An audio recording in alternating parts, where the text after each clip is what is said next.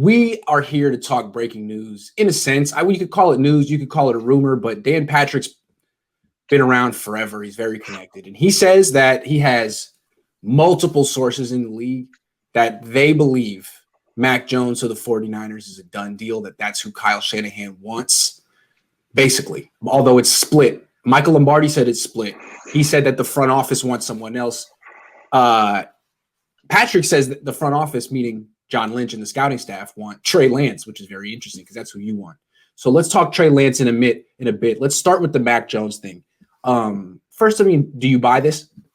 No, I don't. I mean, we have a track record of this regime and this sort of pick. I mean, we had the second overall pick the Solomon Thomas year. We traded down to number 3, I believe.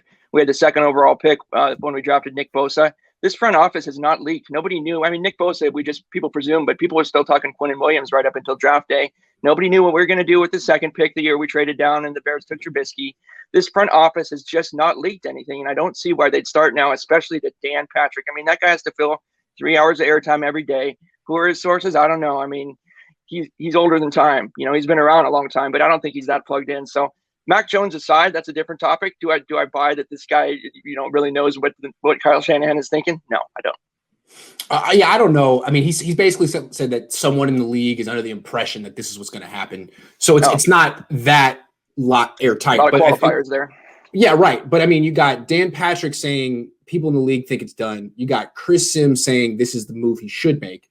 You got Matt Mayoko saying this is what's probably going to happen. Adam Schefter said, don't be surprised if the Niners take Mac Jones. There's a lot of smoke around this. And when I watch Mac Jones, I mean, the fact that the day after or 2 days after they made the trade, the first thing Kyle Shanahan did was go see Mac Jones. He basically said, I don't have to lie anymore. I can go express my interest. I can believe it. When I watch Mac Jones play, it seems like if anyone would appreciate what he's doing, it's Kyle Shanahan. And I can see Kyle Shanahan saying, look, I wouldn't have to adjust my offense at all. I can run the Jimmy offense with Mac Jones. The difference is Mac is actually good. Mac actually knows where to go with the ball, and he can move, unlike Jimmy post-ACL surgery. I'm not saying that that's necessarily true, but I can see Kyle feeling that way. And I kind of would lean toward that because I do think Mac Jones is pretty good. I could be wrong, but I think he's pretty good. I mean, when I watch him, he seems like he is one of those pocket quarterbacks who really knows what he's doing. He's accurate. He's on time. He's in rhythm. And there's not a lot of them. He's a throwback. You haven't seen him. You haven't seen college produce that in a long, long time. And maybe I'm hallucinating because it's Alabama and it's a great team. But I think Kyle is going to be enamored by just the little old school pocket movement, anticipation stuff that really isn't appreciated anymore. It's the only way I see it. I kind of buy it. Well, and kind of deconstructing that, I think you got to take it all the way back to like, what is Kyle looking for in a quarterback? Like, what is his prototype? And I think that there's a lot of misconceptions about that. People say, oh, Kirk Cousins. You know what? The guy has pride in Kirk Cousins because he found him in the 4th round, and the guy got the biggest guaranteed quarterback contract in the history of the NFL at that time. When he got $90 million cash. You know what? Take pride in finding a guy in the 4th round who has a career like that, sure. But the actual prototype that Kyle Shanahan is looking for and that Mike Shanahan wanted isn't the slow pocket passer type, the Brady type. I mean, anyone would take Brady. The Mac Jones type. They want somebody like John Elway. I mean, that was the guy that Shanahan rode to the titles, right? True. And a guy like Andrew Luck, somebody who can run, definitely somebody who's mobile, but somebody who can stand in that pocket, take the hit, and deliver with a big arm, So that's why I think that Mac Jones is kind of he's the worst of both worlds. Like, he doesn't have the experience. He's got the same amount of starts as Trey Lance, but he doesn't have the athleticism of an Elway or a Luck.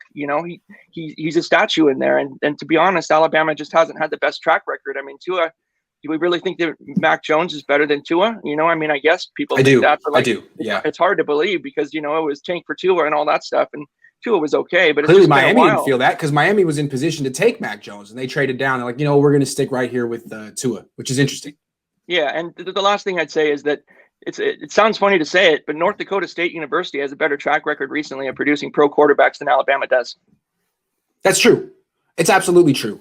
I guess I just feel like I'm trying to think like Kyle here. And when I hear that the front office likes Trey Lance, is trying to sell him on Trey Lance, and he's holding out for Mac Jones, I just 100% believe it. It sounds so him. It sounds so him. And like the problem, like, why would you leak it now? Because it's very unpopular.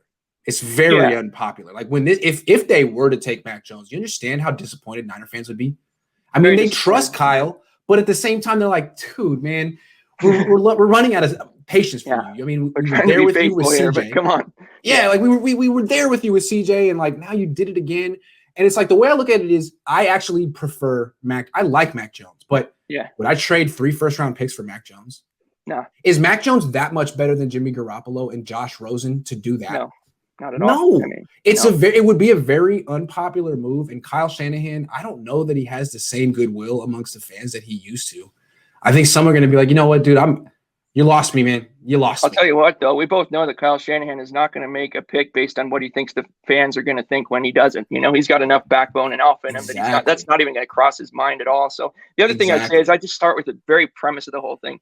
I mean, you're plugged in, you know, like you'd be hearing this kind of stuff if it was going on. And, you know, it just reminds me that like if you aggregated all the media takes after the draft from everybody and took a look back, like 95% are going to be wrong. And, you know, us people like myself, not like you, but like the amateur journalists, you know, like we're wrong 99% of the time. And the Athletic had a column about that, you know, somebody in the 49ers community who, you know, runs a blog site and is throwing out, you know, rumors that are unsourced and like, you know, how that can come back and bite you. And like, it won't bite Dan Patrick, but like most of these things are going to turn out to be unfounded, I think, in the end.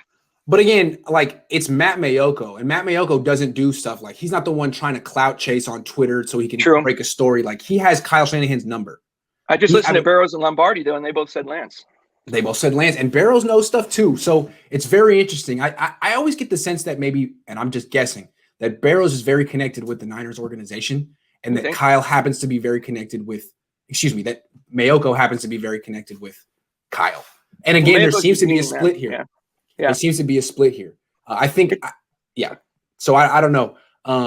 But it seems to be like that it's not yet a done deal if they're still talking about it and if Kyle's still listening and hasn't put his foot down or anything. That's not what's being reported, that there's a difference of opinion and there's still time. I guess that underwhelming pro day could affect the decision. I just feel like Kyle wants Mac. But how do you sell him, man? How are you going to sell him to the fan base that clearly wants Justin Fields or Trey Lance? Clearly. Yeah. I mean, it's a tough sell. I think your argument about, you know, the Brinks truck that we had to give up, although credit to the Niners, they didn't give up a single pick in this year's draft to make that move, which is pretty cool. Real quick. Here's what he's going to say to Jed and anyone who questions him. He's going to say, look. I know you want one of these other guys. They're great. But for the offense we have set up here, the offense that I've built in 2019 that works, all I need is basically someone with this physical skill set of Jimmy Garoppolo who makes the right decisions and goes the right place with the ball. That's all I need. And when I look at Mac Jones, that's what he is. He's got the young Jimmy skill set. He can move like 23-year-old Jimmy. He can throw like 23-year-old Jimmy. He's just so much better attuned as to knowing where to go with the ball. And that's what Kyle's going to say. Like, look, Matt can run my offense. Trey Lance, I'm going to have to make some adjustments. Why? He could be worth it. Justin Fields, because he's not. Trey Lance has never really thrown 30 times a game. Like, to get him having success early, you want to have him running a lot. And Kyle doesn't want people throwing 30 times a game. You got to build him up gradually because he's never been a classic quarterback. They just haven't used him that way at North Dakota State. I disagree. He threw like 19 passes a game in college. To have him come in and just come in and throw 35 a game, that wouldn't be. You would build up to that. You would build up to that. And so what Kyle, and I'm sure, hold on, let's go to it right now.